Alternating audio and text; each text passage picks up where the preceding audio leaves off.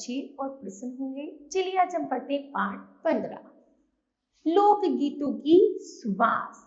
करते हैं इस लेख की शुरुआत।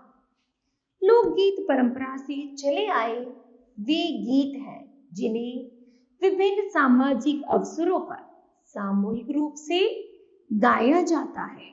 इनमें हमारे रीति रिवाज, परंपराएं व आचार विचार प्रतिबिंब होते हैं।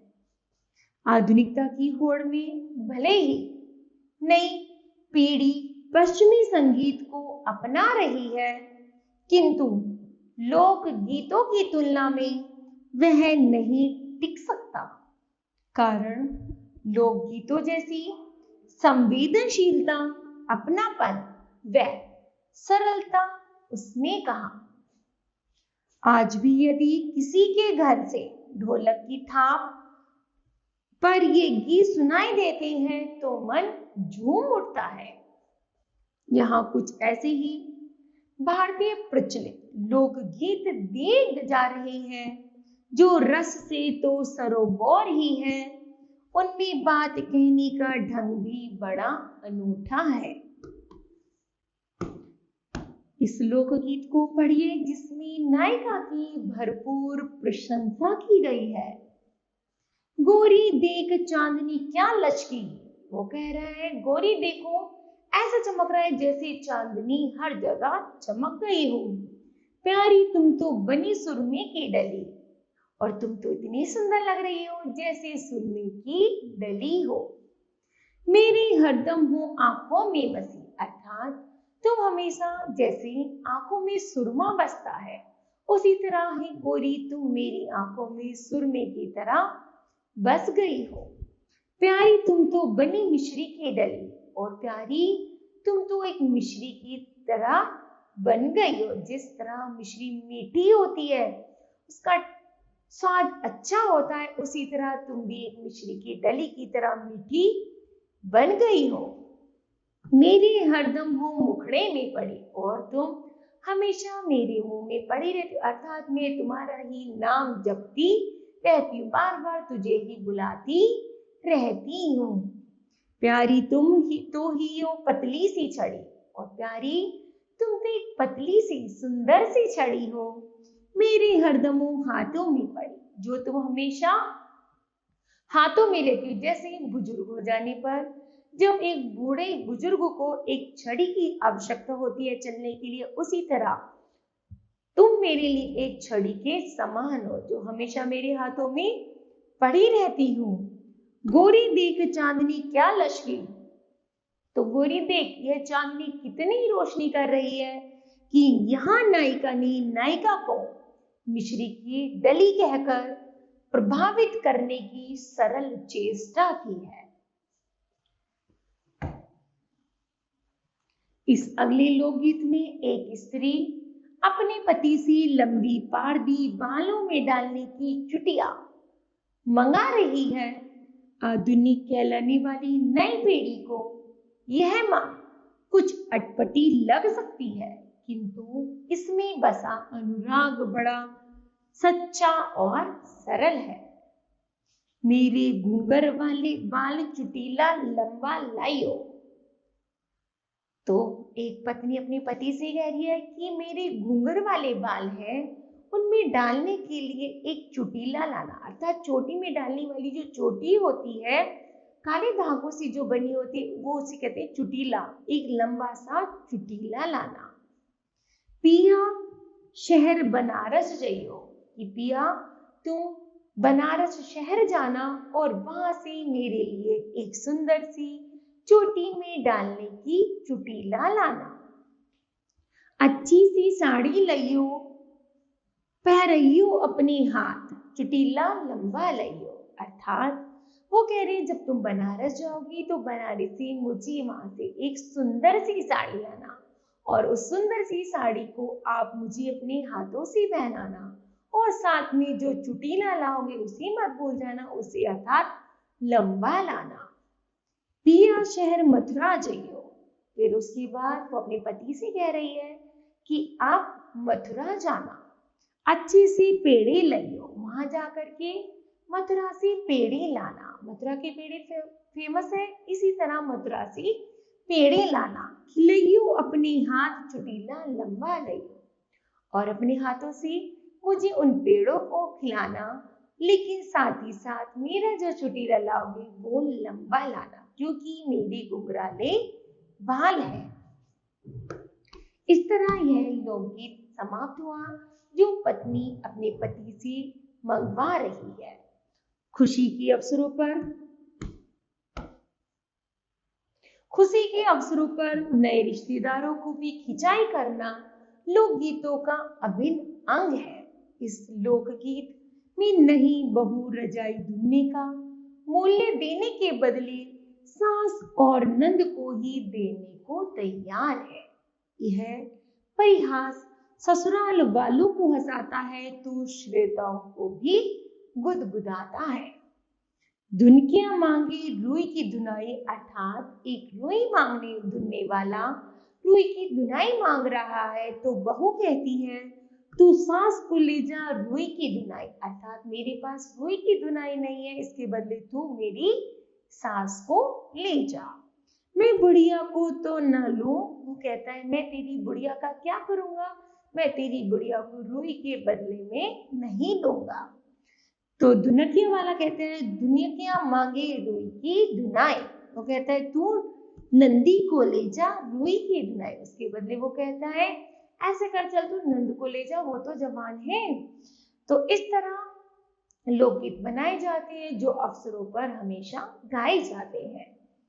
आगे है कृष्ण की चरित्र को भी आधार बनाकर अनेक लोकगीत रचे गए हैं। जरा दही बेचने वाले से नोक झोंक करते कृष्ण जी की चपलता तो देखिए।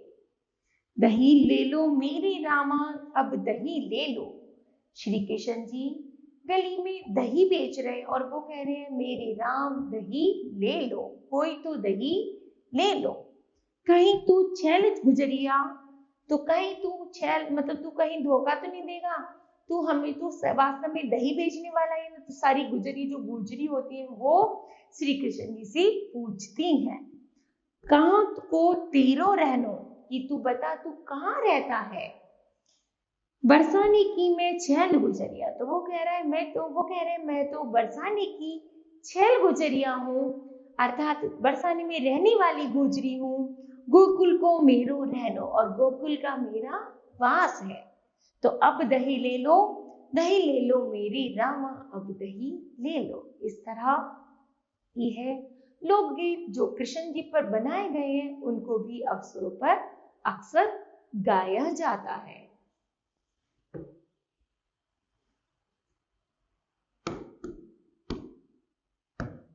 आंख ढांक के पात मंगाओ, दही में तेरे चाखूं। वो कह रहा अच्छा ऐसे करो, ढाक के पत्तों पर इस दही को रख दो, चलो चक्कर देखते हैं कि ये दही खट्टी है या मीठी है।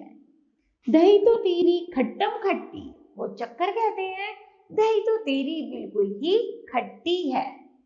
बोल तेरी मीठी अब दही लो, वो कह रहे पर तेरे बोल तो बड़े मीठे मीठे हैं, दही ले लो मेरी रामा दही ले लो। कृष्ण द्वारा मटकी फोड़े जाने का प्रसंग भी लोक गीतों में काफी सुनने को मिलता है। तुम तो राधे श्याम जन्म के कपटे, राधे श्याम कृष्ण जी को कहा जा रहा है जो गुजरिया है, वो जैसे माखन की मटकी भरकर रख देती हैं, तो वो कृष्ण जी से कह रही है तुम तो पुनर्जन्म की छलिया हो, धोखे देने वाले, झूठ बोलते हो। पनिया भरन में घर से निकली, जैसे ही मैं पानी भरने के लिए घर से निकलती हूँ वैसे ही मेरी गागर क्यों सिर से पटकी, वैसे तुम मेरी गागर को डला मारकर फोड़ देते हो, अर्थात उसको पटक करके फोड़ देते हो। दही बेचन में घर से निकली, यदि मैं कभी दही बेचने के लिए घर से निकलती हूँ तो फोड़ो मेरी दही की मटकी, तो तुम मेरी दही की मटकी को भी फोड़ देते हो। भारत में रिवाज है कि भाभी के आगमन पर बहन भाई से द्वार रुकाई का नेक मांगे। उस समय की हंसी खुशी इन लोक गीतों में छलकी छलकी जा रही है। जब भैया भाभी मतलब शादी होती है भाई की, जब भाभी घर आती है तो बहन द्वार रोकती है। तो लोकगीत शुरू होता है जैसे, भैया भाभी लेकर आया द्वारे पर बाजी शहनाई। जब भैया भाभी को घर लेकर आते हैं तो हमारे द्वार पर शहनाई अर्थात बैंड बाजा बज रहा है। बहनें ठाड़ी द्वार रोककर, तब बहनें खड़ी हो जाती हैं, द्वार रोककर खड़ी हो जाती है कि मैं अंदर नहीं आने दूंगी। हंस हंस मांगे द्वार रुकाई, और वो क्या करती हैं, द्वार रोककर द्वार की रुकाई मांगती हैं कि मुझे पहले कुछ दक्षिणा दो, जब मैं अंदर जाने दूंगी। भैया भाभी लेकर आया द्वारे पर बाजी शहनाई। बहनी मंगल का घट भरती, बहनी मंगल गा गा कर की गाने सुनाती हैं। दादी मोतियन थाल लुटाती, और दादी इतनी खुश होती है बहू को देखकर कि वो भर भर के थाल लुटाती रहती है। अम्मा हंस हंस बारी जाती, और जो उसकी मम्मी है, अम्मा है, वो उन पर हंस हंस कर बारी जाती है कि मैं इसमें कुछ नहीं कर सकती, तुम दोनों बहन भाइयों की बात है कि तुम अपनी द्वार की रुकाई मांग सकते हो। कैसी प्यारी दुल्हन है पाई, दुल्हन है तेरी भाई। वो कह रहा है तेरी देखो कितनी प्यारी दुल्हन है, तो इस दुल्हन को हम अंदर नहीं आने देंगे, अगर अंदर तभी आने देंगे जब तुम इसके बदले में हमें कुछ दक्षिणा दोगे। इस तरह लोकगीतों का भी हमारे भारत देश में प्रचलन है। बड़ी आशाओं और उमंगों से नववधू को घर लाया जाता है और उसके लिए किए गए पूरे घर के प्रयासों का वर्णन बड़े चाव से उसे सुनाया जाता है। इस लोकगीत में बहू को मायके में बनवाए गए बिछुओं के बारे में और ससुराल में बनवाए गए पायल के विषय में बताया जा रहा है। भाषा में स्थानीय बोलचाल के शब्द हैं जिसके अर्थ अनुमान द्वारा सहज ही समझे जा सकते हैं, जैसे थारे का अर्थ है तुम्हारी, सूथड़े का अर्थ है बढ़िया, वीर का अर्थ है भाई, बाजनी का अर्थ है बजने वाली आदि। बिछुए थारे बाजन बेटियां, वो कह रहे हैं बिछुए जो तुम्हारे हैं वो बजने वाले हैं। घड़िए सुतड़े सुनार, सुनार ने इन बछुओं को बहुत अच्छी तरीके से बनाया है। बाबुल वीर छड़िया तुम पहरो मन चितलाए, बाबुल अर्थात पिता ने, जब तुमने पिता के घर को छोड़ा है तो पिता ने तुम्हें यह दिए हैं कि तुम इन्हें पहनो। पायल थारी बाजनी बहुए घड़िए सुने सुनार, अर्थात जो तुम्हारे पैरों में पायल है वो भी बजने वाली है, और इस बजने वाली पायल बहुत सुंदर है जिसे सुनार ने बहुत अच्छे ढंग से घड़ा है अर्थात बनाया है। ससुरा बैठ घड़इयो तुम पहरो मन चितलाए, अर्थात यदि तुम इस पायल को पहनोगी, तुम्हारे जो ससुर ने इस पायल को घड़वाया है वह तुम्हारे लिए घड़वाया है, क्योंकि वो चाहते हैं कि तुम इस घर में पहनकर कैसे छम छम बजती घूमो, बजाती हुई घूमो। इस तरह यह लोकगीत चलते हैं आगे। लोकगीतों की यह सरिता लगातार बहती ही रहती है, राह में आने वाली हर रुकावट को तोड़कर, और प्रेम व आत्मीयता की लहरों से हमें भिगो जाती है। इस तरह यह पाठ समाप्त होता है कि इसमें लोकगीतों का पूरा आनंद है। तो मुझे आशा है बच्चों यह पाठ आप सभी को समझ आया होगा। धन्यवाद।